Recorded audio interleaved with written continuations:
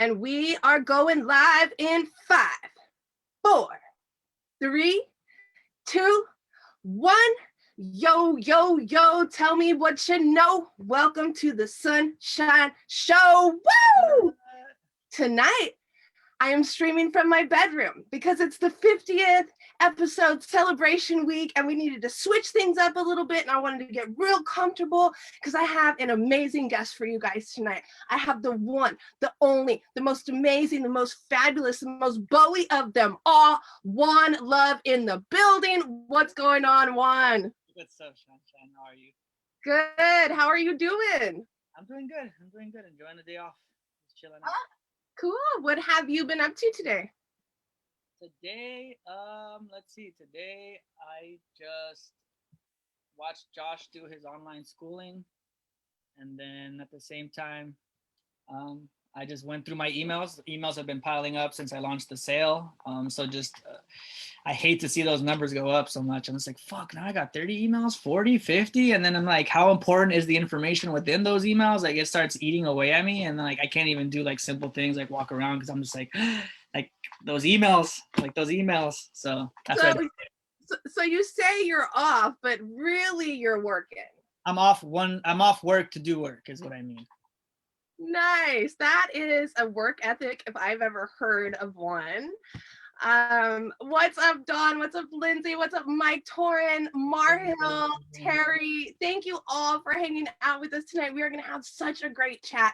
Juan Love has not only played keys for some of the hottest bands that you are in the industry today. We'll talk all about what he does for them, but he's tour managed for Ayaterra, Tribal Seeds. He's done merch for Arise Roots, California Roots, all kinds of cool shit. Juan, I'm sure you have so many awesome stories for us. Yeah. I always tell everybody, watch out for that tell-all, because then you'll really know what's been going on. The Juan Love tell-all. So whenever we're on tour and shit goes bad, I'm just like, this is going in the book. That's like my mentality. They're just like, what? And I'm like, yeah, this imaginary book. Like, whenever things are just going horrible, I'm like, this is just adding to the story. This is just going in the book, you know? And there isn't a book. There might not ever be a book. But hey, no, there's definitely going to be a book in your future because, like, dude, I think that you have so much information that people would love to take in. Well, there's also a lot of information that people don't want out, you know, that they're just like, wait, maybe people will stop kicking it with me. Can we change the names to protect the innocent? Oh, dude, that's it. I mean, they say that, but then, you know, it's always just like when you watch it, you're just like, oh, I know exactly who this person's talking about based off of the situations and the personalities. You're like, yeah, they called him Joe, but it was definitely so-and-so. It sounds like so-and-so. They called him Joe, but I'm pretty sure that's Zeb there in the story. Yeah, right. Or it was like, oh, this guy's talking about the old Juan, the drunk Juan. That was like, yeah, you know. So you can insert that name into everything. So I might start referring to myself as Joe from now on when we discuss the drunk Juan. One dude I used to know. Fuck. Oh man, I love it. What's up, Jennifer Espinosa in the house? We have Allison Brown. We have Brian works with me at Walmart. He's the Walmart fam and he's a reggae fam. So that's like my only exposure to reggae fam in the outside of reggae world, you know. But I've been working in reggae for like the last 10 years since 2010, and I've been only around reggae people like for that amount of time. So going back to like civilization that's outside of reggae events and a work environment, I'm just like, oh shit, like this, I forget, you know, you're around reggae people at reggae events so much that you forget that outside it's a whole different mentality. Still, people still have a lot to progress, you know, a lot of progress within themselves, and just like the way they interact with people, you're just like, well, people still act like that, like God. Oh yeah, man, 100% they do. We got Laura Salazar in the building.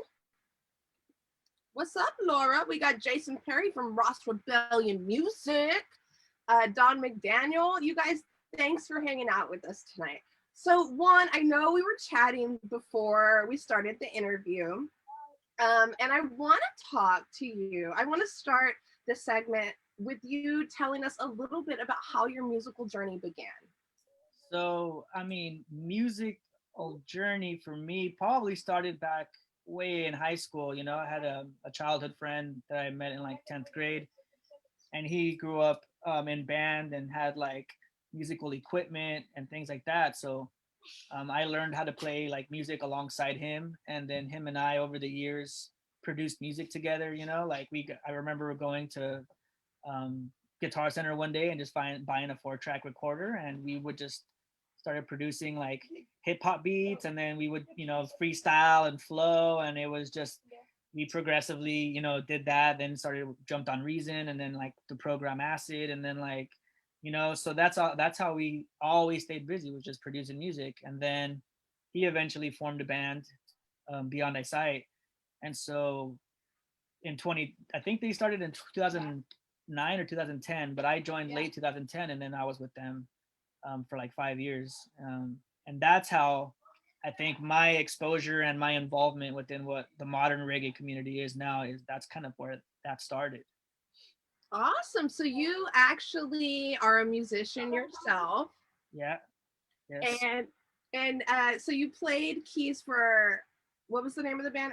So the ISI? band is Beyond Eyesight. Yeah, Beyond, and then the letter I, Sight. So and there's a lot of people who have met me way after that era and don't even know it. But if you just Google Beyond Eyesight on YouTube, I mean, we played a lot. Even looking back at that, I don't even like. I remember not even necessarily knowing what a sound check or like monitors. Looking back, I still don't even know really if I even treated like the whole sound check monitor thing like the way it should have been addressed. Like looking back now, how I am with sound checks with the guys I work with, and just being like, I don't even did I ever have sound checks? Like I don't even know. I was so twisted most of the time. I'm just like, fuck, I don't even know.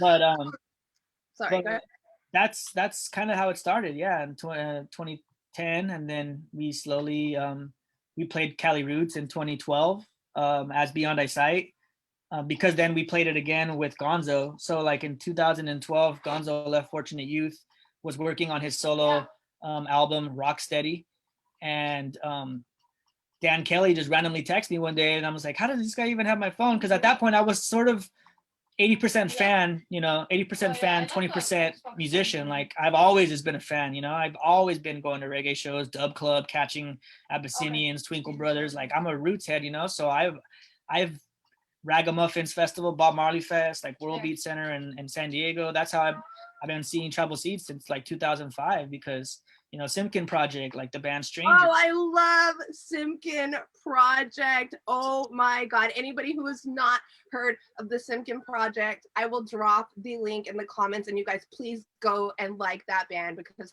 oh my God. The singer Phil is like a philosophy teacher at one college, and then Sean, the organ player, he's a math teacher at the same college. So like, oh wow. Yeah, so that's but those bands, even Groundation, so like Groundation, Tribal Seeds, and Simkin Project, and maybe Stranger from San Diego to an extent, those are like the bands that I can include in the modern reggae community that I knew since the MySpace era. I would remember putting Tribal Seed songs like on my profile back in the MySpace era. Oh my God, MySpace. Yeah, that was MySpace, dude. I was the dopest coder back then. Like I don't know where that information went, but I know I could make a dope ass profile, But yeah, that's so I've been a part of that forever, and so to be playing within it and starting to get to know these people and playing festivals and playing alongside of them, I went from like a fan to just like now kind of a colleague among them. But even then I was still a fan. Meeting the Expanders for the first time in 2013, when I went on my first tour with Gonzo, we played Wildfire in Austin, and I remember the whole band just being like, dude, chill out, like don't just chill out on the Expanders, dude. And I'm just like, drunk, and they're just normal people, and I'm like, dude, yeah, right, we're normal people, like they're fucking dope, they're dope ass musicians, like. So hello. So that was John talking, not Juan. That was Joe. Yeah. Oh, so, yeah, and it was crazy because then, a couple of years, so this was in 2013. So then like a couple of years later in 2015, like I was the tour manager for the Expanders, but 2 years before that, the first day I met them, I was actually passed out in a lawn chair at that festival, just like, and they're just like, yo, dude, that's, oh, who is that right there? Oh, that's freaking Juan Love. And it's like, oh shit. So that's like their first time meeting me. Some of them, that was like the first time meeting me. And then 2 years later, I'm sober and I'm like telling them what to do and getting us to where we need to do. And it was just like, oh, what the hell happened? Like, what happened in like the last 2 years? Like, it's crazy to be out here. I love it, and I can't wait to get into your whole story, because I know we chatted earlier about this, and it's such a great story, and I love how it came around full circle for you. Megan Richardson wants to know, who were your top friends on MySpace? So, I mean, I don't like putting this out there, but me and Tom were pretty close. Like, he was my number one for sure. I don't, if I could find him on Facebook, he'd probably still be my number one. But I mean, fuck, who was it? I don't even know if I ever messed with that. But it was probably like my homie, my friends, my Josh's mom, my son's mom. But man, that just seems like a whole other lifetime ago. Yeah, it really was.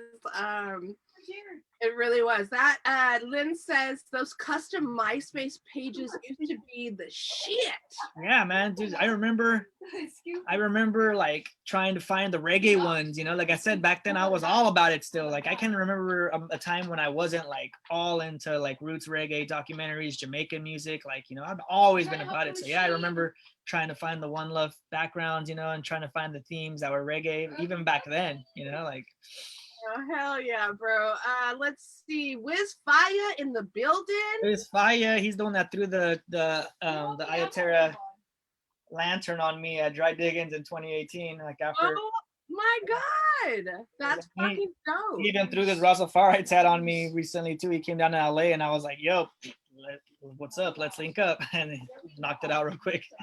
Wow, dude, so crazy how small a world it really is. Oh, it's like when you grow up, obviously the world's a lot bigger, a lot more monstrous, and you don't even know the extent of it. But as you grow up, and especially as you start touring, you start realizing like, fuck, dude, this is a very tiny world. I mean, I've been on tour outside of Cali and seen people from Cali that I'm like, how are you here? Like, what the fuck? Like, that's crazy. But yeah, once you start really traveling, you start noticing that this is not that small of it's not that big of a world at all, really. Exactly. Let's see, we got Kat Benson in the house. Yes, Kat. She goes, the one and only. Yeah, the one and only. Why didn't I think of that for my intro? Damn it. One and only. Yes, Kat was my tour guide when we were up at what is it? Kitty Hawk. What is it now? What is that? What's that called? Outer Banks? I don't know. Yeah, she was showing me around and I'm like, oh, this is dope. But like touring like that, I love it because I realize I'm so close to like huge moments in history, like we were less than like a mile away from the Wright brothers, like where they took off for the first flight.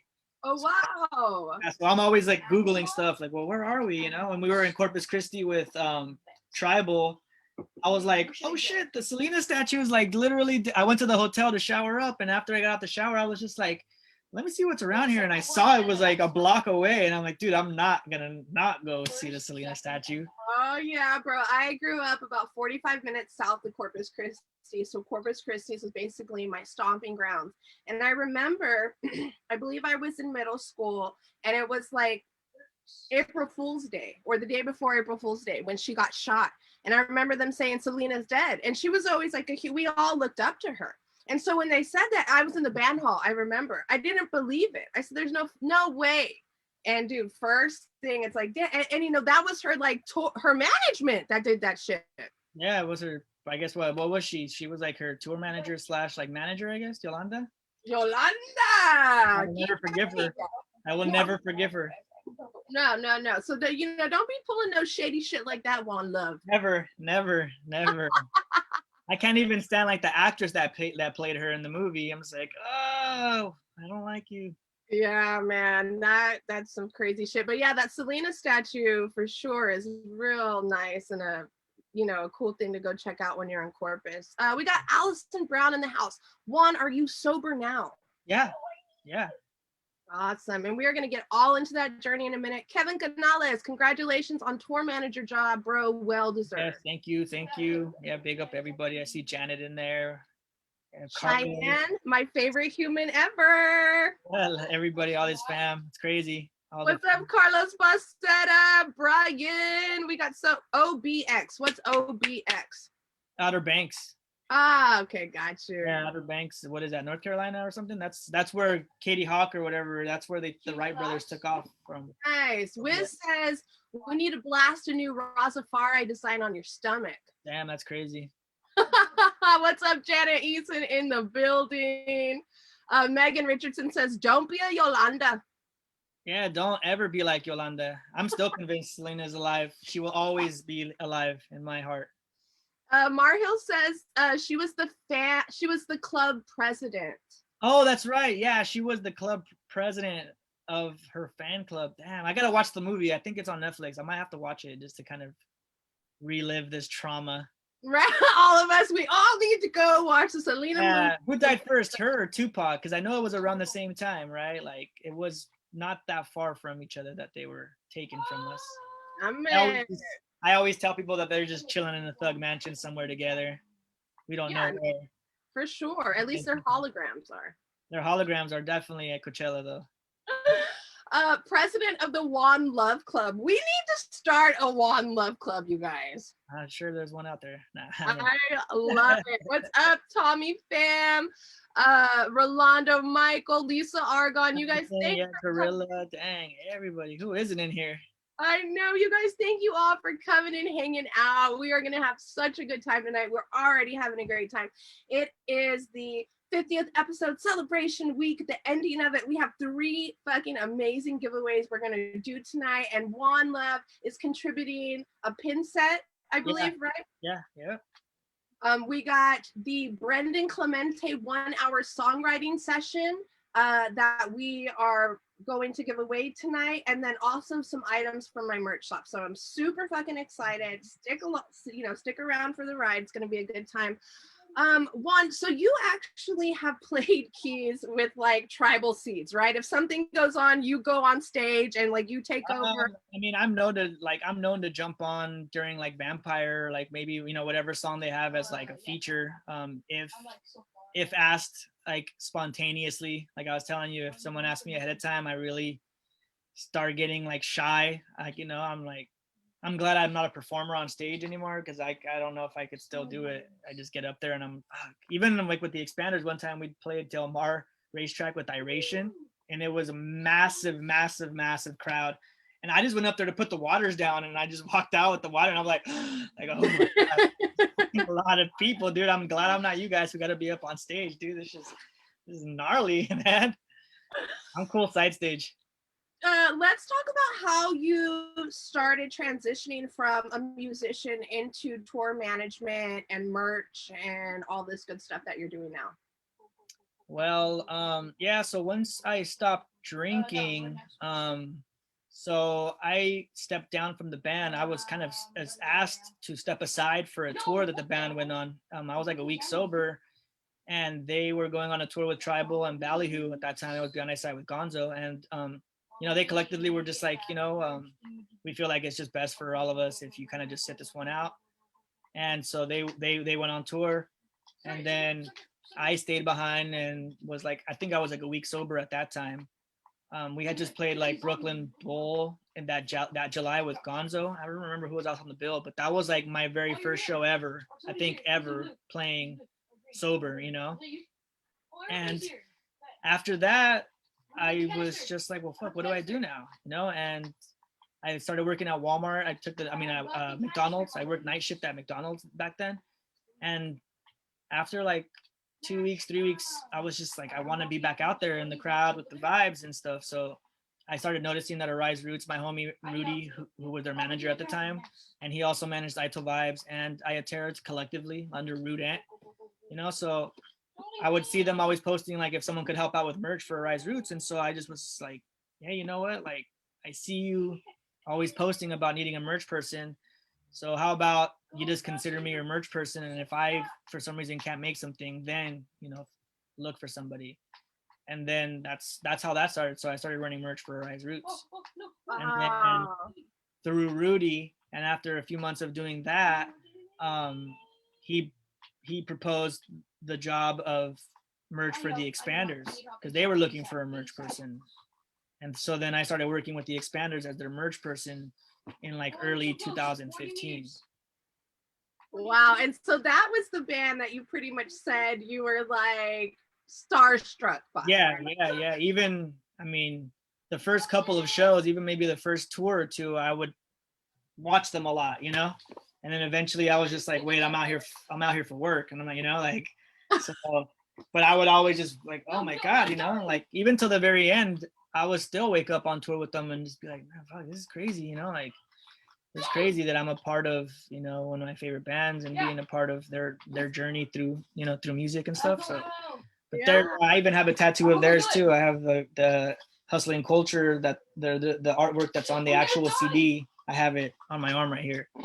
So, nice. So it seems like you kind of manifested it. I mean, I don't even, you know, who knows? Who knows? I mean, the universe listens to everything that we say and don't say. So it's just I think it's doing all the work. And I think for me, I just kind of stay ready. I don't ever know what I'm ready for, but when it comes, I'm like, oh yeah, let's like, let me attempt that. You know, I feel like I'm ready for that. And I think that's always been something with me where it's very unpredictable who and what I'll be, you know, doing tomorrow, like where I'll be working and like all that stuff. But all I know is that like if the call comes, it doesn't really take a lot of thought for me to just fuck, like I don't know, there's a tough decision. I'm just like, you know what, fuck it, I got it in me. Let's try it. If I don't have it, whatever. You know? Awesome. So I saw today that you just took the role as tour manager for Tribal Seeds. Yeah. I know that you've done merch for them before and you have managed tours before. But you know, this is a really fucking amazing position that I'm sure so many people could only dream of having. Like, what does it feel like to know that like you can fulfill that role and these people are looking at you to fulfill it?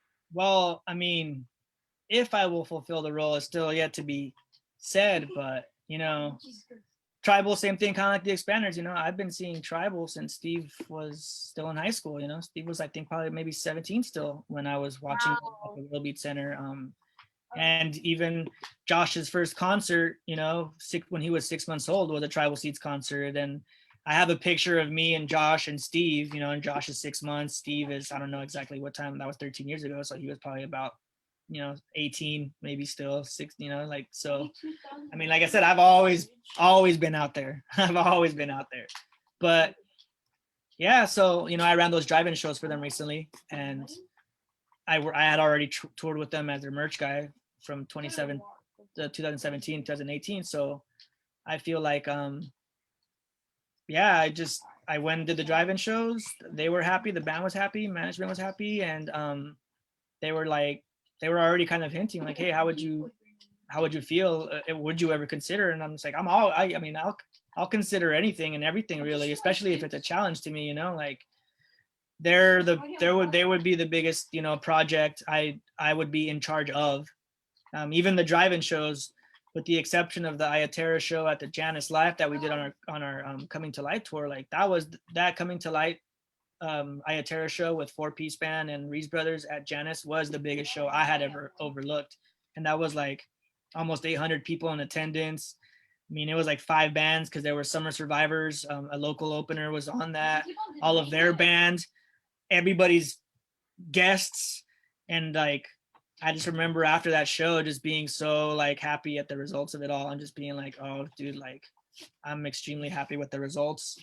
You know, everybody was telling me that they were satisfied, like the venue was extremely like, wow, like that's crazy, you know, that you were on top of it like that. I don't, you know, I'm still learning, so it's cool for me to get those you know, those props from venues, because I'm just like, that's all. I'm out here just to do a good job, you know, like.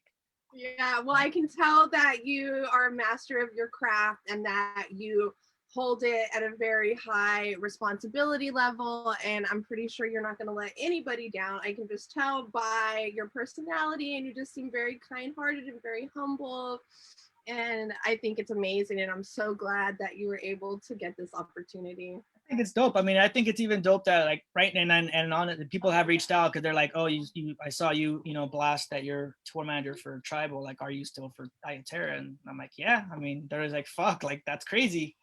You know, that's a lot of work. But I mean, you know, it goes back to the staying busy. I mean, anything and everything that keeps me busy, I'm with, you know, and Yeah. Well, I let's think it's cool that both those bands that I work with have that single coming out today. You know, this Ayatera featuring Tribal Seeds literally comes out today. And it I goes back to what you're saying, know. like I said, it's the universe. It knows what it knows what it's doing.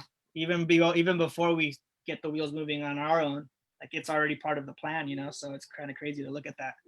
Another person that I really love who's kind of behind the scenes in the reggae industry is Silver Aliman. Do you Yeah, work a lot with him?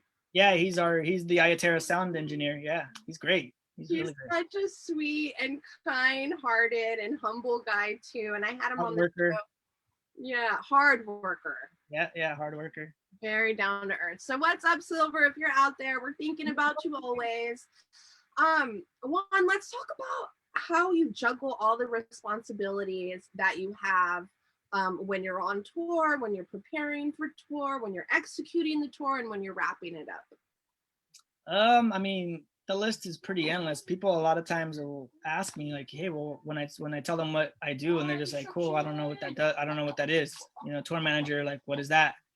But it's pretty much like I tell them, it's anything that can and can't happen for a show to go down is what I'm in charge of. So, you know, when the booking agent confirms the show and the price and the details, then I just come in and make sure that it happens, make sure people pay, make sure the things that were agreed upon by both the band management and the venue are upheld. You know, I start emailing, and that's an endless like ping pong game of back and forth, back and forth, back and forth. You know, confirming hospitality. Then you know, dude, it's just crazy. It's just you know, people are like, dude, you're so lucky. I wish I were out there. It's like, dude, no, stay a fan. Just I'll do the work. You have fun. You know, like just stay a fan, man. Like trust. You know, we're on the road, especially as a tour manager. You know, you are accountable and responsible for everybody and everything for every show.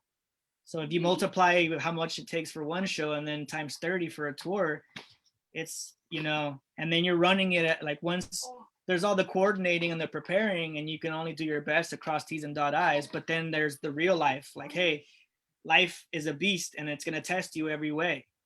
And when you're on the road, you learn that. Like you learn to prepare very, very well, but you also need to understand that like that's all hypothetical, man. I mean, you might get a snowstorm, blow a tire, musician might get sick, there might be there might be bickering between, like it's just there's so much that can and will happen, and it does. You know, it's mind-boggling to me how many shows barely happen or how many performances barely happen. Like it's been a lot of times where we're just like fucking pulling tricks out the bag, you know, and renting cars. Oh, bus broke down. Oh, fucking let's go get 3 rental cars and shove everybody and their mom in it, and we're gonna get there. Like the last thing anyone ever wants is to cancel a show. So if you ever do see people cancel shows, know that for the most part, that was ultimate last resort, man. I've been on tour with Expanders and Devin lost his voice and still been like, well, what are we gonna do? And the last thing they mentioned was canceling the show. It was like, well, fuck it, let's just have an instrumental say.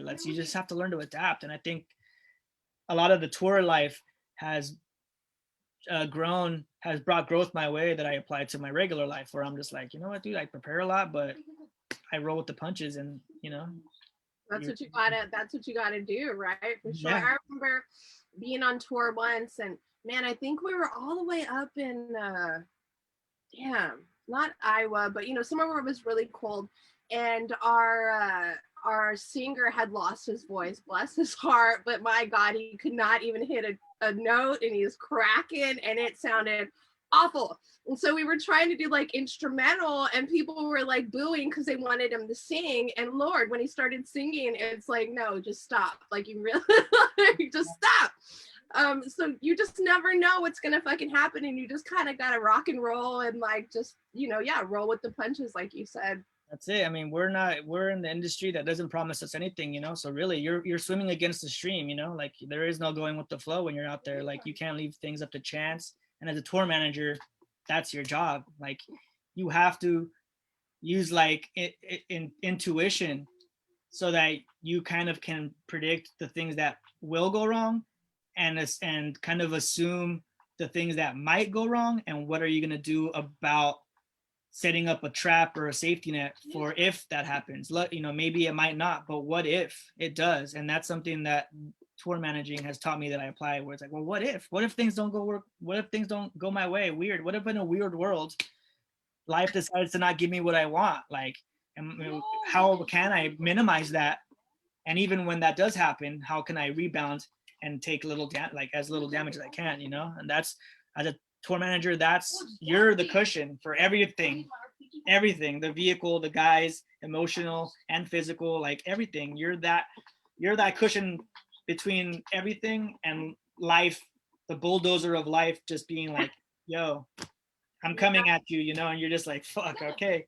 Like, how can we absorb this? Yeah. And that's something that it's like adrenaline, you know, like you go on tour and you're just surviving. I'm surviving on like coffee and adrenaline. I'm just like, fuck, it's a vibe out here, man. And you're alive, you know, it's a high paid, little sleep, but every day it's something unique. And it's just like, yo, all you might not know how it's gonna happen, but you know it's gonna happen. You know, you're like, fuck that, like it's going to happen. You always gotta have your backup plan, right? Yeah, you have to, and you have to have a backup to the backup and a backup to that backup. It's crazy the amount of nets you have to set to make sure that you catch every potential issue. And that's what I'm saying. I still am like that, where I'm like, okay, well, what about, like, you know, we were doing the sound check thing where I'm like, well, how about we just do 30 minutes? It's like, okay, yeah, you know, like, that's cool, but what if we just take it a step further, like just in case, you know, just in case. Yeah, for you guys, normally I'll go on like 5 minutes before interviews to kind of, you know, make sure everything's going okay. And so I hit up Juan and I'm like, let's pop on, you know, a couple minutes before 7, make sure everything's ready to rock and roll. And he's like, okay, but what about 6:30? And I'm like, oh man, he's definitely a fucking tour manager. You want to big up Brandon? I see Brendan Clement in here. Oh yeah, they're all there for you, bro. Let's do our first giveaway. Yes. Let's do a Ross Rebellion shirt and a set of the Razafari pins. Let's go with the first person that can give us the name of the first band that Juan Love played keys for. Yeah, you got to be specific with me, because it's like, fuck, people have seen me everywhere with everybody. Is that specific enough, do you think? Yeah, the first band that I played keys for is something that I would be like, okay. Okay, perfect. So I'm going to give people some time to kind of drop that in the comment section. Whizfire is asking, in the future, would you ever consider playing keys again full time? Yeah, I saw that. Dude, honestly, like, I don't think so. Like, I would jump on keys, but not necessarily for performance purposes, more expressive, more just to express myself musically and just jam, you know. I miss the jamming, but I was never about the glory or the fame of the on stage, you know. I was just more like, fuck, this is crazy. Like 5 people consciously decide to come together and like we all make noise. And that noise, like, that's what I always think of it, like, fuck, we just get together and we all make noises, organized noise. And then it gets to the point where other people like that combination, and then you get a fan base. Like, I don't know, I've always just been so intrigued, like to this day I'm so intrigued by music, you know. But so I mean, I would jam, but I wouldn't be something that I'd be like, I want to jump on stage, because I really don't. I'm cool absolutely being not on stage. Like, so maybe studio time. Yeah, studio time. I mean, yeah, just jamming where there's maybe 1 or 2 people around, if that, you know. Like, it's crazy how shy I can be during certain situations, and how. All right, let's see. We got, so a few people actually guessed the right name, but the first person was Brian. Yeah. Magana. Yeah, Brian Magana, my coworker from Walmart. Perfect. So you can give him the pins. Brian, send me your address so that I can get you that Ross Rebellion shirt, and let me know what size you wear also. You guys, we have a few more giveaways coming up, so stay tuned if you want anything cool for free. I know we all do. What is going on? Weege, what's up? He says, sorry, I was watching Expedition Unknown with my kid and I missed the alert. What is Expedition Unknown? I've never heard of that show. That sounds like something I'd be all about. We got Brett Fowler in the house. What's up, Brett? Thanks for hanging out with us. So many people here. I know I'm not trying to miss your comments, but my goodness, there's so many. Yeah, I see people asking about like Gonzo. So yeah, so Gonzo is the artist that I went on tour with for the first time. So my very first tour. So I grew up traveling to Mexico where my parents are from, you know, in Michoacan, like as a kid yearly for Christmas. But other than that, like I've never really lived further than like 10 miles from my birth hospital, you know? Wow. Yeah, super basic. I'm like super basic. And even just to show you where I've come with the expanders, like that was the first time I had like steak in my life. That was like the first time I had freaking Thai food. Like first time, like, dude, I'm so basic. There's still a lot of stuff that I'm like, yeah, I've never camped unless it's at a reggae festival. I've never been out camping. Like, never What? no, I love like this. dude. Like, yeah. So with Gonzo, that was my very first tour in 2013.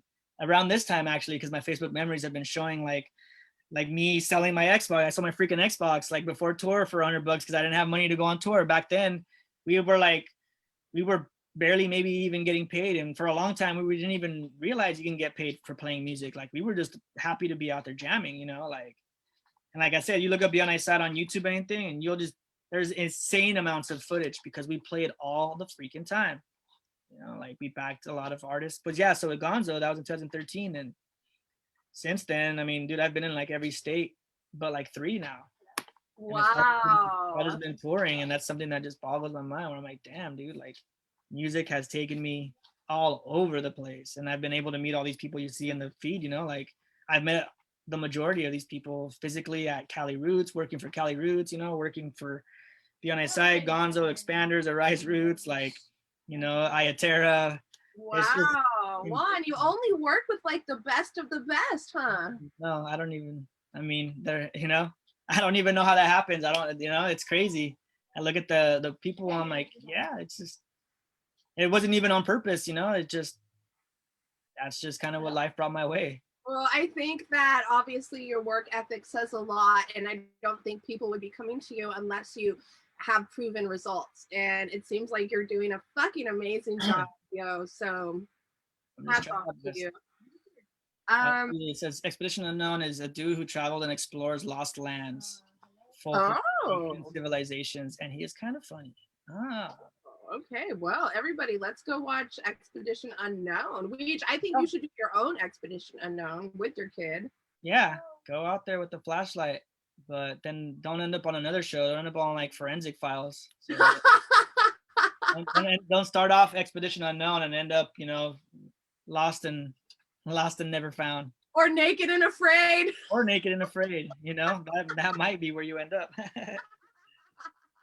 Let's see, Leon Rector. Asked about the green. He thought you played keys with the green. I love that so much. Oh, but the green is also one of those first, like, I always call them like first generation bands to me. Like that was like the first wave of bands that I was like immersing myself with. So yeah, definitely. I remember sitting in my car like all drunk, like listening to the Green, you know, their first album, all the jams. Just even now I listen to them, I'm like, takes you right back to that moment, those years, you know. A lot of those music is only for like a certain time, and then after a while you don't even like, you move on to other bands along the way, you know, and then years later you hear the song or an album and you're like, oh damn, like, yeah, Chocolate and Roses always does that to me for the Green. That song comes on and I'm like, oh shit. He was like Never, or like the one super emo jam on their album with Kimie, you know, like the How Does It Feel? Woo, like even my brothers, you know, they're just like all bumping it. It's crazy. Hell yeah, dude. We have Troy and Katsuk in the house. What's up? I got my Texas fam. Nene Ram, what's up, guys? Yes, Nene. Diana Romo says, Juanito. Yeah, dude, I'm telling you, all these people, I've met every one of these people. It's crazy. Oh man. Long life. Brett is commenting on how you only camped at festivals or shows. Oh, Brett says he's only camped at fests or shows also. How funny. I mean, dude, I grew up working, you know. My dad had a gardening business, and so I didn't have like a lot of free time even growing up. I was just working all the time. So a lot of like American culture, I'm a Mexican, you know, I'm the firstborn in the country out of my family. So like we were like Americanized culturally. We just were Mexicans. You know, I was always right in that borderline of like Mexican culture, American culture, because my family was fully Mexican, and then I was growing in the American culture. So a lot of times I would have trouble translating from one to the other growing up, because there are words that are similar sounding, similar spelling, but don't mean the same. So I remember yeah, having to translate for my dad phone calls, you know, or at work, and just being like, fuck, I'm totally like not nailing this translation right now. How crazy. My family on my father's side are actually migrant workers. So I was born in Ohio because they were doing migrant work up there. Um, but my mom, she does speak Spanish, but she did it fluently at home, and she raised us after she left my father as like a single mom. And so she did a lot of Tex-Mex, which I'm not sure if, are you familiar with Tex-Mex at all? I mean, if I heard it, I'd be like, okay, because Tex-Mex to me is like food, but So uh, for us, it's like the Spanish that we speak, and it's basically like just the intermingling of like oh, gotcha, English and Spanish, but it's like our own kind of way of gotcha. talking because we were so close to the border in South Texas, you know. Okay, yeah, no, and you know, honestly, like south close to the border, Texas is like different than close to the border, you know, Cali. Oh yeah, for sure. A lot of different slangs, you know, even the accents and the way people twang and extend syllables is a lot different. But Last night, Ross Rebellion went live for their late and bake, and we were talking about the pointy boots that they wear in Mexico. Now, are you familiar at all, like with the dances that they put on, yeah, and guys wear like the big long pointy boots that they make out of like PVC piping or something like that? yeah. I watched a whole documentary on it, and it's like the bigger and longer your boot, the more like gusto, like, you know, the more badass you are. Oh, really? Yeah, so we need to get you a pair of boots like that. No. I don't want a pair of boots like that at all. What's up, Danthea Gardner in the house? What's up from Kentucky? Luigi says we spoke Spanglish in Queens, New York. Spanglish is out there. I mean, dude, we're, you know, you're heavily influenced by the things that you see and the things you listen to. So you don't even like geographically have to live in certain areas. Like just by watching movies of a certain type, you'll catch accents and you'll catch demeanors that you wouldn't that might hit you harder than the real world around you, just simply because you're like embracing it so much. Yeah, for Yeah, sure. that's why I think sometimes in reggae music you'll catch a lot of like non-Jamaicans either purposely or accidentally speaking in certain ways where people might be like, why are they forcing accents? It's like, dude, sometimes you don't even know that you're doing it. It's just you're around it so much and you're so influenced by it that it's like you can't help. You can really, it's just coming out of you, just how you hear it coming in. So, you know. Yeah. So Weech has a question. Do you have any advice for any young managers just getting started in this reggae genre? um, I mean, for me, I think I just keep an open mind, obviously, that um I have a lot to learn still, you know? So, you know, you just got to work hard. It takes a lot of hard work, but I think you just never stop growing, you know? Like, I think with me, I'm never complacent. Like, I'm always just, okay, I did cool today. It was satisfactory today. What could I have done better? Even if it was flawless, you know, just always trying to get better. But it's, for me coming into this and not necessarily having anyone show me any of this, it was mostly just me being like, shit, I became tour manager for this band. Like, what does that even mean? You know, like, how, like, dude, before 2014, like I had never even sent an email. Like I never needed to. Juan! Never needed to communicate through emails, you know. And like once I started TMing and doing things in the music, like I swear it was probably like 2014. I never needed to communicate. It was mostly just incoming emails from like companies that I'm, you know, like T-Mobile or something like that. But it was never something that I needed to communicate back and forth with. So yeah, so I just, if anyone's out there wanting to see what it takes, and you know, I'd say just keep at it and just whatever works today, just get better at it tomorrow, and just keep trying something until it's fits perfectly to you. Because you know, I've learned that what works for me won't work for somebody else, because I've noticed things that work for other people wouldn't work for me. So you just have to come into your own in this, you know. And every band calls for a specific type of crew member of all sorts, you know. And what I've learned, you know, from me bouncing from projects to projects and from people bouncing like along the way too, that I've noticed is like, you know, eventually the right artist finds the right crew, finds the right TM, you know, and it's just a lot of, it's like a relationship, you know, you really find that balance of the hard work versus the reward versus the vibe, you know, you're really kind of riding those three. And some of those gigs are just gigs, so just a job. Some of them are all passion but might require too much of you, so it's really just finding that balance of like, I belong here, my skills are challenged here, but I also know enough to survive here, you know, and I feel like that's really how you get there. That is wonderful advice. And this is why you need to write a book, Juan. Just saying. What's up, Lindsay? She says, how do you get over the fear of starting a new project? Dude, so I think it falls back on like me just not drinking anymore. Like I, I think a lot of times in life we convince ourselves so clearly of the things that can go wrong that we really rob ourselves of the possibility of all the right that could go wrong, you know. And for every bad thing that could happen, 5 to 10 good things might come of it, you know, really.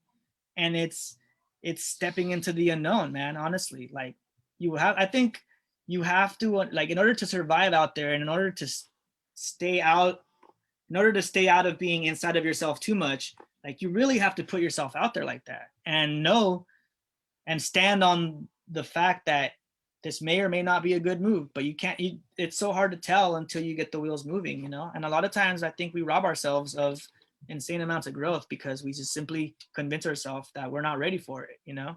And then it goes to the next person who probably wasn't ready and probably you would have done a better job, but because they believe in themselves or they challenge life a little more than you. That's me. You're just challenging life, you know, like life's gonna hit you and you just have to, what do you have against it, you know? It's like it's a battle.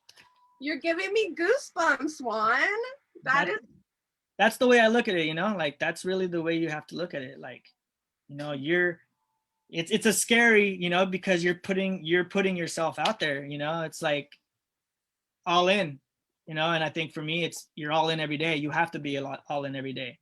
You know, like the bigger the risk, the bigger the rewards, always in my head. And so you can't win big if you don't risk it twice. And do you feel like sometimes you just have to like fake it until you make it? See, I always heard that, and then one day I was like, because I'm known for twisting words around, but I came up with the face it until you ace it, and I've always felt like, because I never thought that I was faking it, you know, I was just stepping up and facing it, and eventually acing it, and so I've always found that to be a better model because I feel like the fake it till you make it is kind of like you just like don't even know what the fuck you're doing, you know. Like with me, it's like I know what I'm doing. I'm just curious to see if what I'm doing is enough for the circumstances, you know. And then eventually you just face it and you slowly start pushing that threshold of what you can do and what you're capable of. And like that's why I owe a lot of my growth to the expanders, because that was me for the first time being in charge of people after being the guy in the band that were like, dude, you're drunk, like go over there, like stay away, just, you know, do you. And to be in charge of a bunch of adults who believed in me so much that would listen to me. Like I remember the first time I TM'd, I'm just like, fuck, like everybody's listening to me. Like people are waiting for me to tell them what to do. Like, why? Like, you know, why? I'm not the strongest. I'm not the loudest. You know, I'm a very, for the most part, quiet and silly person. It's like, but you stand around, and even now you stand around shows and you're just like, dude, everybody here is legit not doing what I'm telling them, but they're running my plan that we all together stitched that I oversaw. Like, it's like, fuck, like that's crazy. Like that's crazy. But again, it's like if I didn't challenge life and be like, you know what, maybe I won't, maybe I'm not right. But if I don't challenge it, how will I ever know? You know, and I did, and here we are 8 years later. You know, I'm with Tribal, with Aya, worked with the Expanders, part of the Cali Root staff. Like, dude, this is, it's like a whole other world to me that I'm like the drunk bald guy that played keys and like the long haired tour manager merch guy, like seemed like two different entities to me really, because the mentalities were different, physically, you know, like physically we're completely different, but our approach to life and how we looked at life coming at us was so differently, you know, so different. Wow, so you shaved your head when you were playing keys for the other. I've always had a bald head. Like my whole life. I never let my hair grow longer than like a month before I finally cut my hair the last time in January of 2015. Really? Look at your fabulous hair that you have. Like 6 years of hair right here. I Whoa. haven't even trimmed it. Like nothing has been done to this. And is that sort of like the transition into who you are now? Do you feel like that kind of comes with, I know it's a silly question, but you know, because Yeah. you changed and No, I feel like, yeah, I mean, I first started growing it because I was just like, well, damn, you know, like I I'm not gonna necessarily. I hope I don't ever get a job outside of reggae or music where the long hair won't be accepted, you know. But I never considered growing my hair. It never was an idea ever. And then all of a sudden, I just like 6 months sober, I was just like, ah, fuck it, I'm just gonna grow my hair out, you know. And here I am, like 6 years later. I'm just like, damn, I don't even know how like 6 years flew by. It's crazy. Looking back at old pictures and the awkward stage where it's like not too short, not too long. You're just like, the hell do I do with this? Hats don't fit. Like it's can't really comb it. Dude, even I've never had long hair. So for a long time when I first grew it, I didn't even comb it. I was washing it with like regular soap, like bar soap. I'm like, I don't even know what to do with this thing, you know? Like it's such a weird world to have this, you know. Now I'm like, okay, I gotta brush it, I gotta take care of it. oh man, Juan, you are amazing. So did you coin the term face it until you ace it?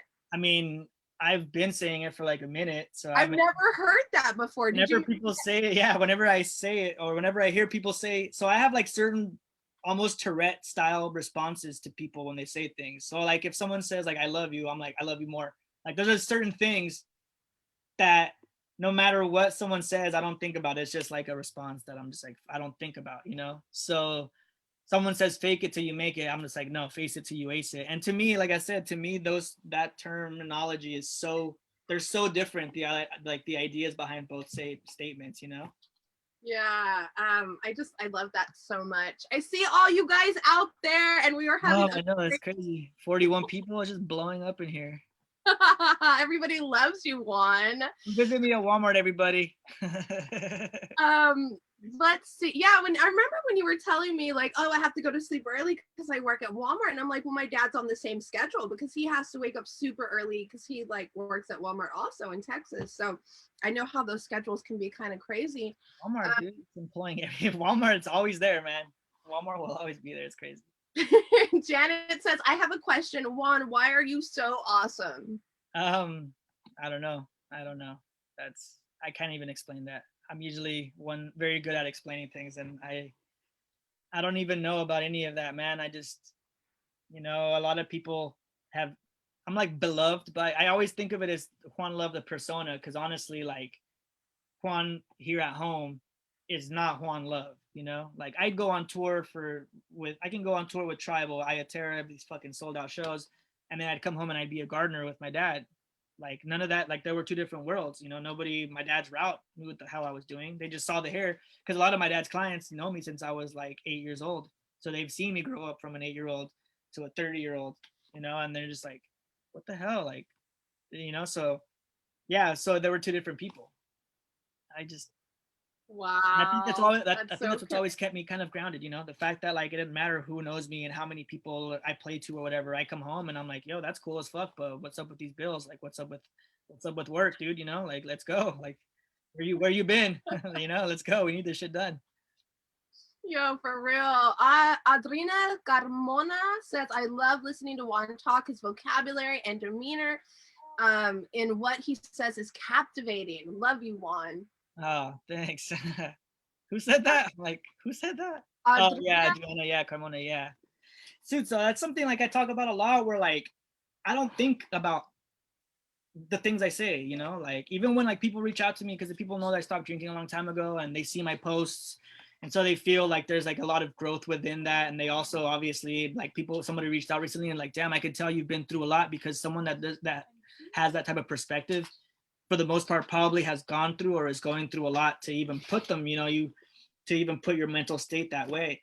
So I get a lot of people reaching out to me all the time. Most of the times I have the energy and time to help, you know, but when I'm going through my own stuff, like with my pops, you know, for instance, like you don't always have the energy and the time to really be there for everybody. And that's really unfortunate. So that's why, I feel like as a community, you can't just rely on Juan. You can't just be like, you know, like even like a family, you can't just rely on that one person that everyone's like, oh fuck, this person's always got our back. Like, yeah, man. But like even with me as a tour manager, as a merch guy, like I want to come in and show you how to rely on yourself and the people around you. It's not just me. Like I'm temporary, man. Like even as a person, I'm only here for a certain amount of time.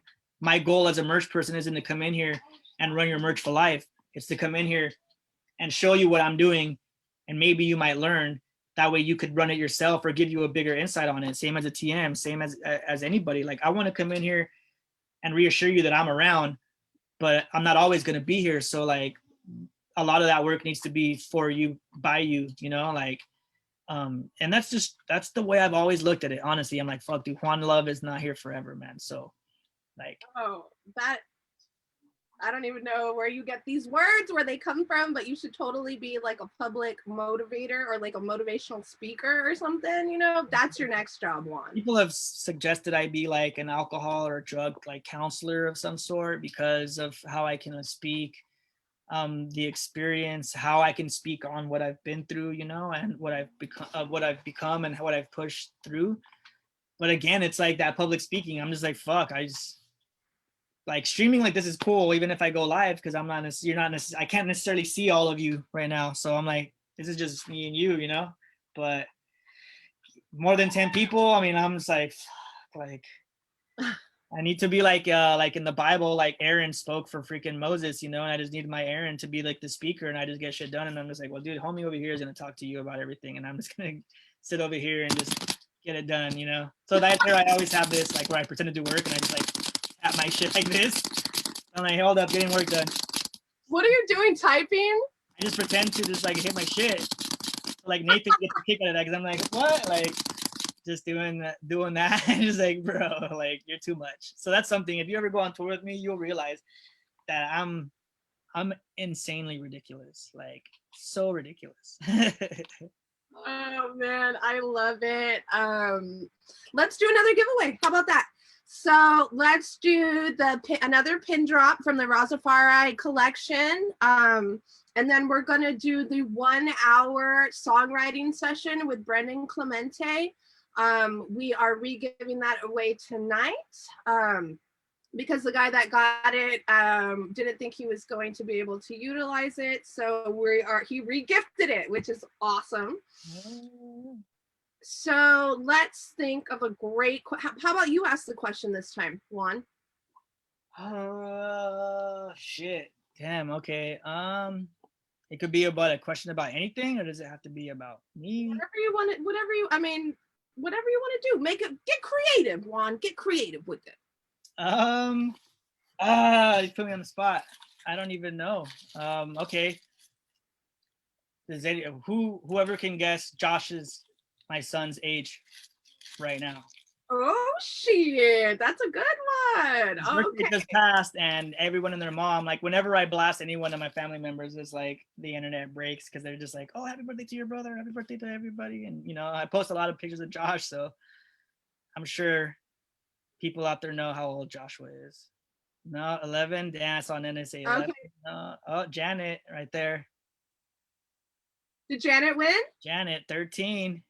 Damn it, Janet. Are you ready for your 1 hour songwriting session with Brendan Clemente? I wanted to win that. Let me know if that is something you're interested in, Janet. If not, we could give you a merch item instead and do the songwriting session later. You let me know what you want, girl. I know sometimes, like if you're not really a songwriter, maybe you don't want to do that, but I think it's fun for everybody, even if you're not really, you know. Yeah, Brandon's a great person too. He's very kind. Oh my goodness. Yeah, he was the San Diego fan, and now he's the Minnesota fan, right? Is he Minnesota? Yeah. He came out to First Avenue when we were there with Ayaterra, Steel Pulse, and Tribal. So I saw that Jason Perry, Ross Delgado, he wanted to know.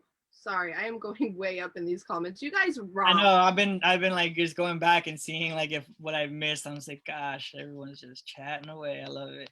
I think that the question was kind of like, what do you do to get ready for like a 30 Oh day yeah, I saw tour? that. Like work wise, it's a lot. You know, emailing, booking hotels, or at least like I'll create like a spreadsheet that's got like the dates of the month or whatever, and then like starting location. Dude, it's crazy how organized I've gotten over the years, where I'm like starting location, distance, hours, like arrival time, load in whatever is there, the address to where I'm going. And I always think of it as like stitching a blanket, you know, like you're just threading it together, man. Like you start off and it's like detail by detail, you know, and you're making this freaking 30 day, 60-day tour. Like you got to stitch one to the next, like how smoothly, where am I staying, you know, to where am I staying tonight that makes tomorrow's drive not as crazy, you know.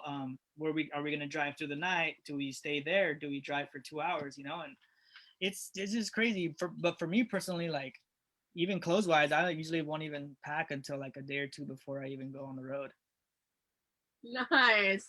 Are you one of those like, no, you don't seem like a procrastinator though. No, I mean, dude, the TM, you definitely not. It can't. I used to be a horrible procrastinator. I'm a huge procrastinator when it comes to freaking mail. Like, I'm the worst at opening mail. Like, I have, dude. It's insane how much mail I haven't opened yet. And I'm like, fuck. I have like my trunk, my old car. My trunk has bags of mail. Are you kidding me? Yeah. So hopefully there's nothing important in there. Oh, Juan, you need to hire somebody just to open your mail. You need someone to open my mail. Right now, I just have this little small box right here. This is where the mail is, but it's still full of shit. And I'm just like, oh god, like. So I created a sub box within it that's like, this is important stuff. Like this other stuff, I'm like, like we'll get to it. But I don't know. I've always been like that. I just freaking, I rarely like, I don't look forward to opening mail for some reason. It's just weird. It's some weird about me.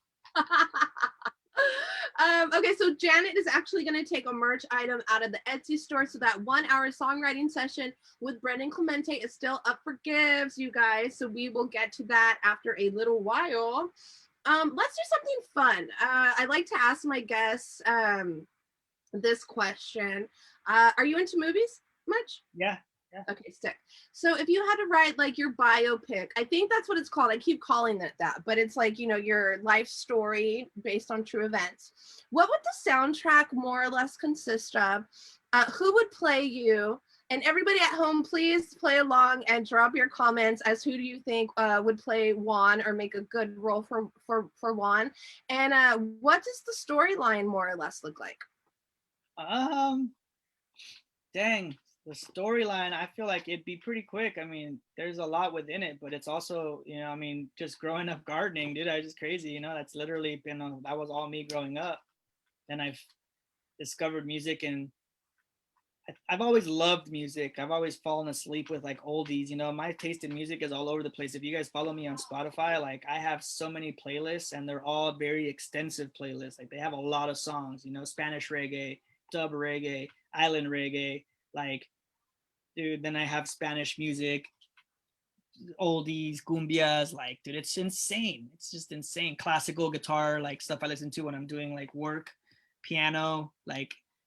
But I don't even know, what was the question. I already forgot your question. The movie. So the plot line for your Oh movie.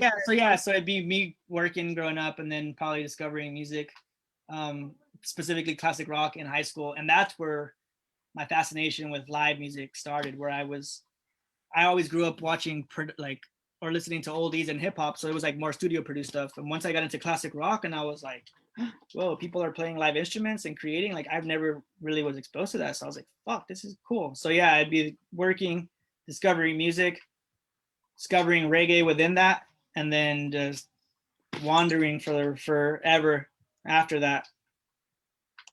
Who would play me? Who would play you? So young me, probably Joshua could play because he looks just like me, just like how Eazy-E's kid played him in like NWA or Straight Outta Compton. I mean, yeah, might as well. Nice. And then current day you? Current day me, how about we get like Steve Aoki to play me because he kind of's got the hair. Oh shit, that's a good answer. I used Oh to get confused for him on tour, like, and I'm like, before I even knew who he was, I'm like, who the fuck is this guy? you do look like you guys are very similar. He got straighter hair, but you know, when you're on the road, like, dude, I'm telling you, people would always be like, are you Steve Aoki? And they wouldn't even believe me when I'm like, I don't know. And they're like, no, you are. And I'm like, who the hell is this dude? I don't even know. I don't even know who it is. Yeah, look, they're saying Danny Trejo maybe could play me. Maybe he could play me older, like Older you. the age I haven't gotten to yet. Yeah, dude, Danny Trejo, man, he's. And Rob Schneider, though, Wisfire says Rob Schneider. That might be doable after his character in 51st Dates. Josh Ledsome says Slater. Slater? Who the heck is Slater? The guy who played Slater on freaking Saved by the Bell? Oh no, that dude just passed away. What was his name? Screech passed away. What? Dustin Simons, he passed away. The Screech. Yeah, Screech. Yeah, Oh, Slater was who the hell was Slater? The dude that he's still doing like the news yeah, Slater, man, preppy and what the hell is that? Mario Lopez. That's his name. yeah, Mario Lopez. Yeah, maybe he might be down, but I don't know.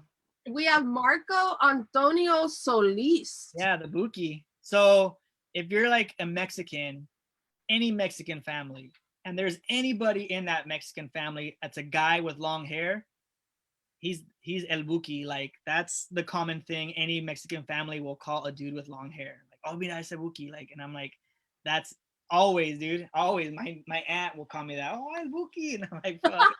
Marco Antonio is the singer for that band. He is El Buki. Oh, got you. Okay, Josh says Dazed and Confused Slater, not Saved by the Bell Slater. Oh, Dazed and Confused. Dang, I haven't really seen that movie much. Which one's that one? Which character is that in Dazed and Confused? I'm not sure. Drop that in the comments, Josh. The stoner that's all super lit? No. Possibly. Oh man, everybody's cracking up on Mario Lopez. I think that actually he'd make a really good fit for Mario Lopez. Yeah. No, I feel like Steve Aoki is more like not in shape, not out of shape like me. Like Mario, I feel like Mario's like he's built. He's got it, you know. You can tell he works out. Whereas Steve Aoki, the DJ, like his endurance at running and jogging and hiking is probably similar to mine. Like, I don't think he's really training for shit. What's up, David Marple? We got Marple in the house. Whoa. Brad Pitt, there you go. See, that's more like it. See, so Rosendo right here at the bottom, he actually was in Beyond Eyesight with me. He was a second keyboardist, trombone player. Oh, hell yeah, that's badass. Rosendo could play me in the older ages because he's a little taller than me, but I could see it. So I say Rosendo Mendoza as me in modern time. I like it. I like this, and I hope that this biopic actually comes to fruition at some point. We're putting it out there. Danny Trejo, tag him. Let him know. Tag that mofo. Let him know he's gonna be in the Juan Love biopic. He's gonna be old me, old version of me. Hey, and then what is the name of the movie? Actually, you know what? Hold up. Now that we're on this, I don't know if I'd be down for Danny Trejo. I think I'd be down for the dude that's in Stand and Deliver. He's in freaking Blood In Blood Out. Oh, Edward James Olmos. That's more my vibe. Like, that's more my vibe. I'd be down to have him play old Juan. That's dope, dude. For sure. But sorry, what were you saying? Sorry. What would be the name of the movie?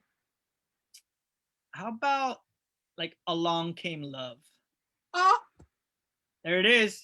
There it is. There it is. Breaking the box office already. Yep. So oh my god, I love it. I fucking love it.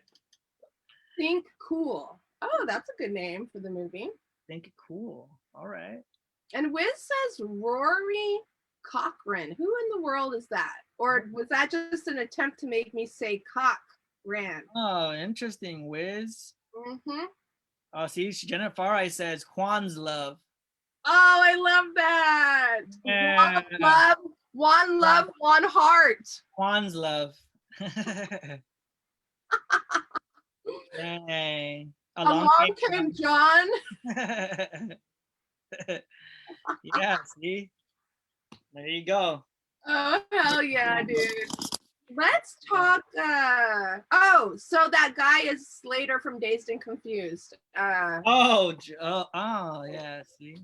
Thank you, Wiz. I appreciate that. All So right, let's yeah. Like if they're not a reggae musician, I'm like, who are these people? Like, or like 90s sitcom people? I don't know who they are. It's like, I don't let's know. talk a little bit about your clothing company that you started. I know that you guys are you just had your 1 year anniversary, which is like Yeah. big time. Let's talk about how the vision came to you, the fruition of it, and where we are today.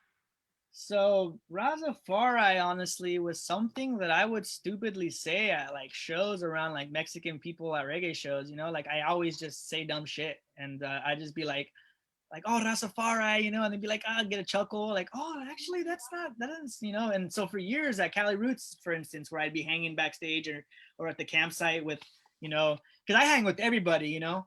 But something that I've learned over the years is like a lot of the Mexicans are really drawn to me because they're just like, what the hell, like, wow, that's like someone like us out there, like on stage or running stuff, and so they instantly are more like intrigued, like what. So at shows, I kind of kick it, you know, I kick it with everybody, but a lot of times I'll find myself like BSing and hanging with the raza, you know, with like with with my people, you know, like culturally my people, and like I would just say dumb shit. And so Razafari was one of those things, and then stopped. I hadn't said it in like years, and then last year on tour with Ayatera, driving through the night because I'm always the night driver, so I'm like driving through the night, and dude literally just was like, dude, like Razafari, like I don't know, like the vision was so clear, like no doubt in my mind has ever come to me like regarding it. I've just been like, fuck, I have the money in the account. My friend Rick Rodriguez, who's like an amazing painter artist out of the Palm Desert area, he used to be in Ivory Junctions, but he's like a really dope ass artist, and he's already full, like, you know, Mexican, Hispanic, culturally he's the part. He already, his artwork is already sort of in that Aztec style, like Aztec influence style.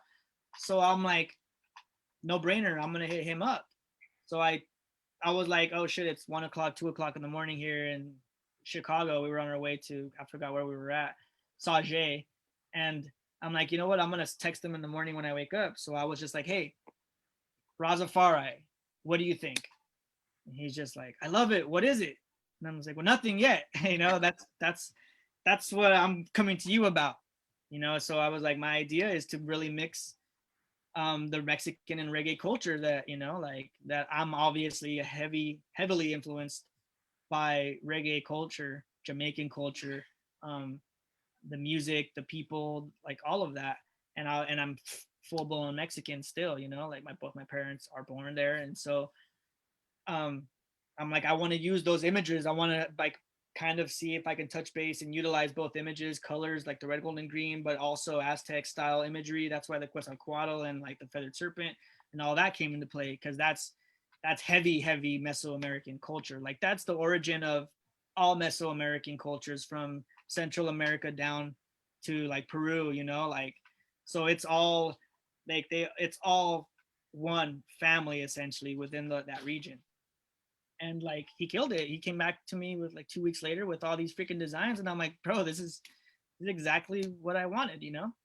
And within a month, within 2-3 months, I had the order in, and boom, boom, boom, and just freaking, just, you know, with my experience running Shopify and running the online store for like Tribal Seeds over the years, and already organizing inventories and, you know, creating and updating and editing online sites, I was just like, fuck, I got what it takes to create all this. And so I learned a lot along the way too, because there was already things that exist. Like I didn't create the Tribal Seeds online store, you know, someone already had. So but I knew how to update and edit and do certain things already. So I just had to teach myself other parts of it and then just sharpen the things I did know. But yeah, like you said, it's a year on Saturday. This past Saturday was a year. Congratulations. And it's, dude, it's crazy. I've sent stuff out all over the place, you know, like I sent stuff to people I know, you know, I sent some stuff out to JC, the singer from Four Piece Band from the sale, you know, and it's crazy when I see the orders because I recognize almost everybody, same like right now on the thread. Like it's just the fam, you know, it's people supporting me, and you know, it shows it's the love the community has for me. Even, you know, it's there. You know, it's cool to see, I guess, how many people I've come across, but also how many people feel like that I'm fam to them. You know, like the support is there. But we've done like probably like 750 orders to date. So for like a small company during this time of no physical exposure, it's just been online. Like, you know, I'm surprised. I'm stoked if even we had 100 sales. You know, I remember hitting our first 10 sales and being like, yeah, I'd be super content. Like 10 Yeah, people have our shit. Like, I'm cool with that. yeah. You know, and this last weekend we sent almost 100 orders just from Thursday to Monday. Wow. Like, dude, and you know, and to people send me photos all the time. They're like, "Oh, dude, check it out! I'm in like Los Angeles at this rally, and freaking homie in front of him is wearing my jacket, or like the car in front of him has the decal." And I'm just like, "Fuck, that's so."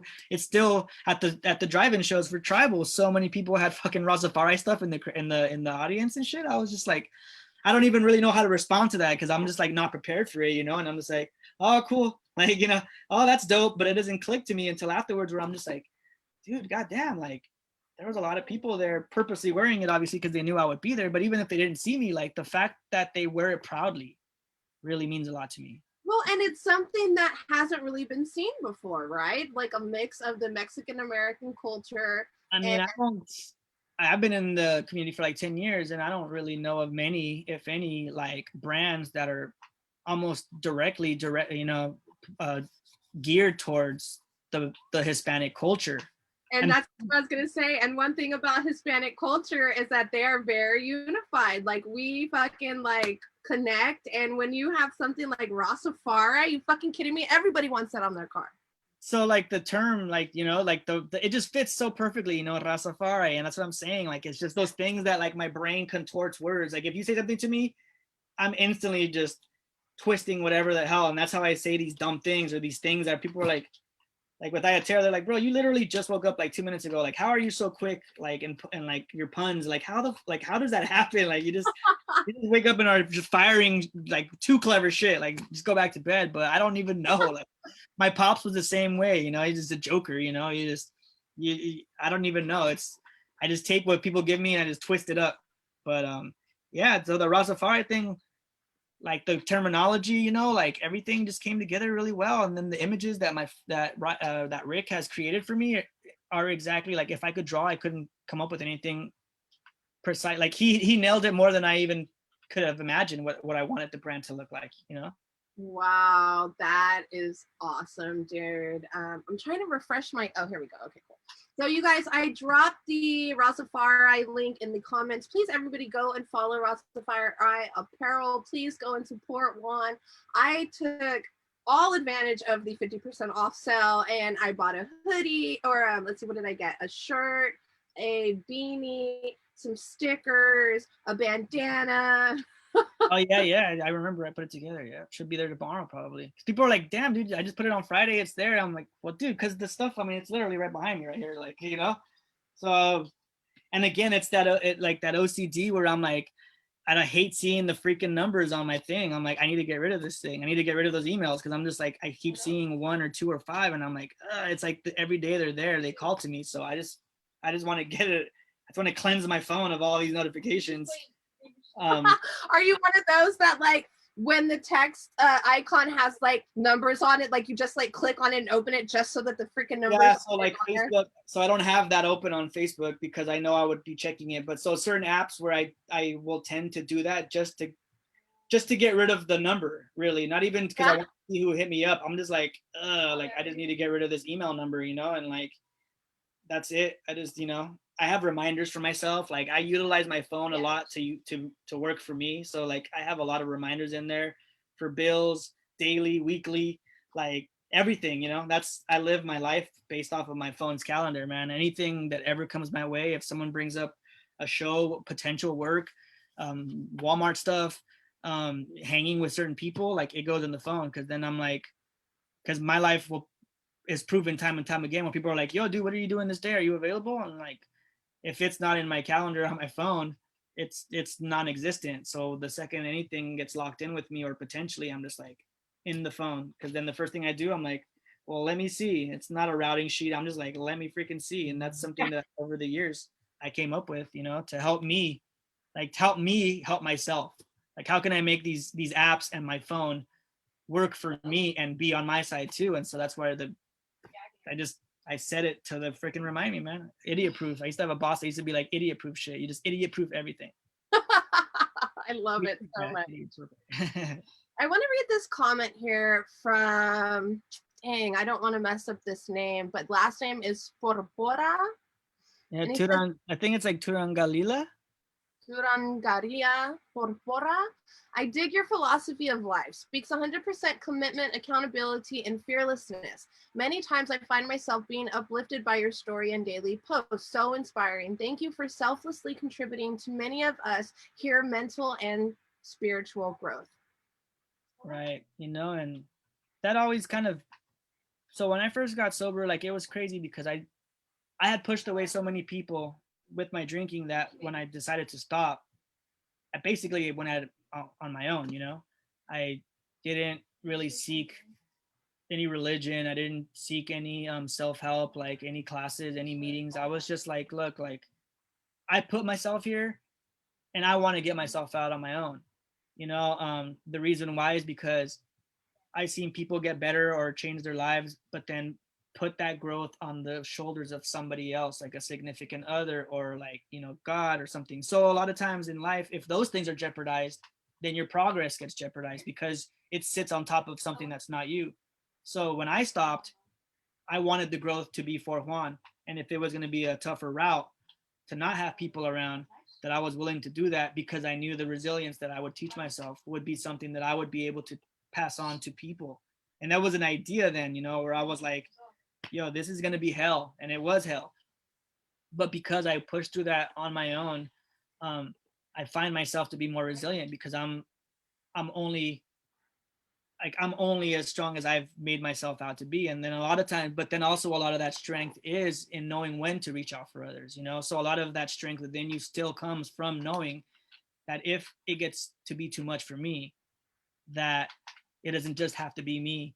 And like, as you see by everybody here, like as I expressed my journey through that darkness, it brought a lot of people my way that could use the words that I'm saying, which were basically the things that I wish I would have heard from people, or I would have had someone I basically became the person that I wish I had during those times to other people unknowingly, And so people have hit me up and been like, yo, I've gotten sober. I've been sober from this or that for X amount of months and like, or years, and be like, and it's all because of you. And I'm just like, you don't ever know who's watching and who's being inspired by the little things that to you, even to me, I'm like, I mean, it's not like I sit there and think about what I'm going to post tomorrow or today. I'm just like, I wake up and I'm, going through the shit and I'm just kind of being open. And that's what I'm saying. Like, I guess because I'm articulate and I can speak on it without necessarily victimizing myself within it. Like, I can just speak on it as an observer of myself. Like, it really can show people the reality of what it is outside of what you're feeling, because otherwise you're too used to being in your own body, and it's really hard to pull yourself out of that, to be like, yeah, man, you know what, I am being kind of bitch made right now, like maybe I should like not be this way, or what, I'm being too sensitive, I'm reacting to something. And it takes a lot of someone to look at themselves, because we don't ever do that in our lives. We're always just looking out of ourselves. Yeah, I remember last year when I was going through hell. I broke my 2 front teeth. I felt like everybody in my life had like abandoned me. It was so bad. And I just remember you popping up in my inbox and being so fucking kind to me. And we hadn't even like really met, but you obviously saw that I was like struggling and you reached out. And like, I'll just never forget that. I don't know if I even ever reached back out to you. But just knowing that there was somebody there that was so kind and like, hey, I'm here for you if you ever need anything. And I'm like, oh my God. Like I said, that just goes back to the things that I probably over the years would have wished I would have had, and I've found that like you can create reassurance with somebody without having to shadow them always. Like, but like you said, where I'm like, I jump in and I'm like, hey dude, like, because a lot of times you'll be going through something but you might not be ready to receive help. You might be in a defensive state. So it's a lot of push and pull, getting to know people and getting to be there for people, because you fight that urge to not want people around. Like, you want people around, but you're not ready, so you push them away. So a lot of times with me, what I found is you can create the reassurance, like, hey dude, like, I'm here for you, but I don't need to be there for you. Like, I'm here when you need me. And that's something that, like I'm saying, like, it takes some finesse to get to know each individual. And really, some people are just dying to let you know what's going on. Some people just, like with me, when I'm going through stuff, I don't necessarily need to talk about it. I don't want to talk about it because I know it's going to pass. But that doesn't mean that I'm not struggling until it passes. So with me, my approach is just fucking keep me busy until it passes. The storm will always pass. Like, so that's where the work came in, where I'm like, oh my God, this is like, my personal life is fucking madness. Like, I'm just gonna apply that. I'm just gonna freaking stay busy, And a lot of times with me, that's how it works. I surround myself with people. I immerse myself in work, So perfect example, me reaching out to you and just being like, hey dude, like, just wanting you to know that, sending good energy, but I'm just a call away. If you need me, a text away, whatever, because it takes a lot of time for, like, especially if someone feels they're alone and has spent a lot of time telling themselves that they're alone. Me coming in once and being like, hey, I'm there for you, doesn't mean shit. So there's a lot of people that require that consistent reassurance where, like, hey, just checking in. So there might be times where I won't check in for months, and then just randomly one day, just, hey dude, just checking in, and it's just let me remind you, dude, that I'm just, you may not never need me, but one day you might, or one day you might need someone like me, or someone that is not me. That's the thing. You have to be aware of yourself and be like, fuck, this is a perfect time where I need to go outside of myself and find somebody that can distract me, that can hear me out, that can give me advice. There's a time and place for all of those people. And every person you come across can be certain parts of your growth if you really can find their role within that, for you.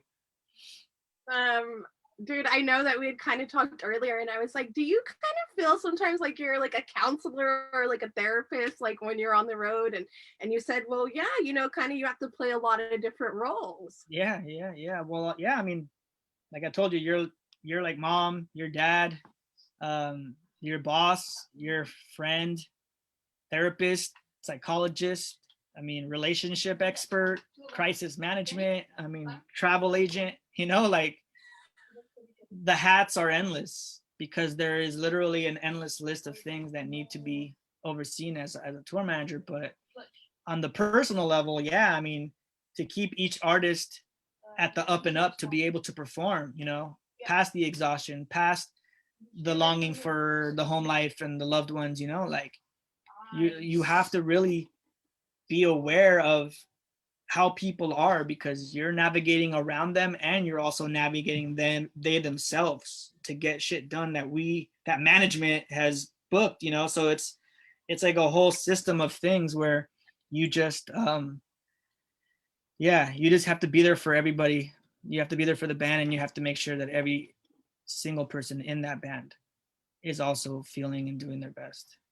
Now, what do you do to de-stress and like not get so overwhelmed with everything that's going on? Dude, honestly, I have a pretty fat threshold for stress these days, but honestly, for me, the most therapeutic thing is just playing guitar. Like, I saw the movie Coco like 2 years ago, and like literally since then I freaking started playing acoustic guitar again, and like now that's what I do most of the time for my free time. If I have free time, I'm like, fuck it, I'm gonna learn a Beatles song, I'm gonna learn, a Selena song, I'm gonna learn whatever. Like, I'm just trying to learn shit. Okay, you gotta see my dog because he looks just like Coco. Oh yes, Dante. Or not Coco, the little dog. What's his name? Dante? Yeah, Dante. Yeah, this is Tadpole Miles Thelonious Monk, and he's my sweet little hairless dog. Are you a sweet guy? Yeah. I love him so much. Okay, you guys, let's get ready for another giveaway. The first person to tell me how many little homies I'm holding in my hand will win the 1-hour songwriting session with Brendan Clemente. Little homies, like the homie dolls? Yeah. What? Oh yeah. Those away. Nah, yo, I got the whole like religious collection of like Jesus, the Virgin Mary, and all that, and then I got like the regular little homies too. So the first person to guess how many little homies I'm holding in my hand gets the 1-hour songwriting session with Brendan Clemente and the pin set from Razafari Apparel. And I will let you guys drop those in the comments. Sunshine, is that a pickle in the background? It is. It's Mr. Pickle. So when I went on tour with my band Picklefish, we ended here in Santa Cruz, and I got this at the boardwalk. Well, actually, my friend, the singer, won it for me at the boardwalk, and so now I always have Mr. Pickle. When are you planning to evolve those Pikachu into Raichus? Though is really the question we all. Well, in due time. Yeah, man. These are also my son Lucas was super into Pokemon growing up, and so all the like Pikachus and stuff, I always kept all of his stuff. I didn't want to throw anything away. That's how I am. Okay, you guys, we have 6, 8, 7, 8, 3, 4. It sounds like I'm singing a song here. Let me see if we got anything else. Like you're giving somebody your phone number. I know. I'm gonna hold them all up at one time. Dang, all the homies. Count them. One. How many do we have? 1, 2, 3, 4, 5. What? 6, 7? Seven is the right answer. Now, do I see Lindsay? Wait, 1, 2, 3, 4, 5, 6, 7. Lindsay, did you put some? Lindsay, you won again tonight. My God, Lindsay. She won twice. Do you want this 1-hour songwriting session with Brendan Clemente, Lindsay? Tell me, confirm in the comments if you want this. Yeah, I had to bust out the little homies one because I knew that you must have an affinity for little homies as much. My first car was like a Cadillac, and I had a bunch of little homies glued to like the dash, like on top of the stereo. Oh, sick. Do you still have any? No, but now that I see yours, I kind of want to collect those. Forget the Pokemon. I'm just going to collect homie dolls. Yeah. Dude, eBay is the place to go get all your little homies. Throw Pokeballs at homies, and then hopefully you catch them. Oh my God, my little dog is crazy. Okay, so Lindsay is taking the songwriting session. Amazing. I can't wait. Can't wait to see what you guys come up with. So what else, Juan? Let's start wrapping this up. You got anything else you want to talk about?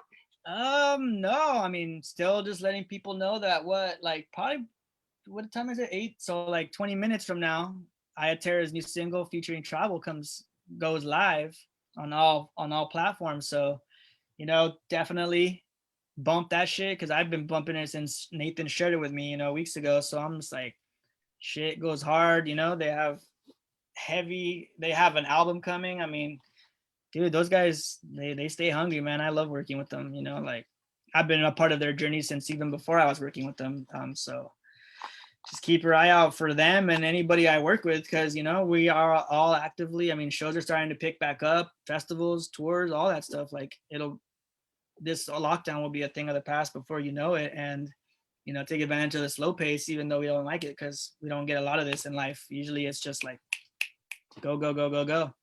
So. Yeah. For sure. Well said. Well said. Weege, I'm glad to see you in the comments. Can you please drop Marley's Twitter and Instagram in the comments? And you guys, everybody, please go follow Weege's daughter. She's trying to grow her Twitch account and her Instagram, and she's doing some art for me. So I really want to support her. I saw Weege there, so I wanted to say that. And then Ross Rebellion Music, you guys, they're doing a late and bake tomorrow night. They're doing a Zoom party. Everybody should definitely go onto the Ross Rebellion page and be a part of that. It's a lot of fucking fun. And then we'll drop the link to the new single that's coming out with Ayaterra and Tribal Seeds in the comments. And you guys make sure you go and download that as well. Yeah. And then let me know what you think because, it's a banger. And stay tuned for the Ayaterra album dropping hopefully by the end of this year too. So hell yeah. So when will you be out on the road, one? I mean, honestly, it's all potential right now. It's, there is nothing really set in stone, because even if someone says it's set in stone, I mean, you've already seen how the last year has been. So, I mean, and I really don't like posting anything unless I know for a fact it's like pretty solid. Like Reggae Rise Up Vegas probably with Ioterra is like for sure a certain thing. But again, it's just, this last year, that certainty isn't really there for me, because it's a lot of stuff that's out of my hands really, that's controlling things. And like at the TM, I have no say in any of that stuff. Unfortunately. Yeah. Well, I mean, we'll be waiting to like hear the updates. And just, congratulations for everything, the sobriety, your success, the tour manager position. I mean, just everything. You're just such inspiration and so much good motivation for so many people out there that really need it, especially, during this last year. Yeah, it's tested us. It's tested us all as a whole and individually. So for sure, man. So thank you so much. Follow me, reach out. I mean, and, I have the phone glued to me. So if you reach out, chances are like 99% of the chance you'll hear back from me. Reach out, just don't send him mail, okay, guys? Yeah, if you send me mail, it's gonna sit there for like a year and a half. But emails, I'm better at, but regular mail, forget it. Oh man, so good. Let's do this again, Juan. I've had a great time with you, and I really hope that you start working on that book. Yeah. Well, we will see. Because I have tons of photos. I mean, dude, there was an era where I just took pictures of like everything. So I have tons of photos of tour life, show life, behind the scenes, like on stage, off stage, like the road, all that stuff. So if I ever did want to, there's like a whole photojournalist dream of pictures of your favorite artists just doing their thing outside and on stage and off stage. Oh, hell yeah, let's do that. Oh, and I announced last night I'm no longer working with Goody, but they are dropping a single tomorrow called Light on the Runway. You guys make sure to head over to his page, download that song. It's a really good one. I'm really proud of them, and I wish them nothing but the best in their future endeavors. I guess we're gonna peace out. Thank you guys all for hanging out. Juan, you are the best ever. I'm here. Check out Razafari and just stay posted, man, because never know what I'll be doing tomorrow. Awesome. You guys stay safe, keep smiling, be kind to everybody. You never know the battles that people are fighting within themselves. And keep fucking rocking and rolling, dude. Thank you so much, Juan, for your time tonight. Thank you. All right. Hey, tell Joshua we said what's up. All right. All right, bro. Bye. Bye.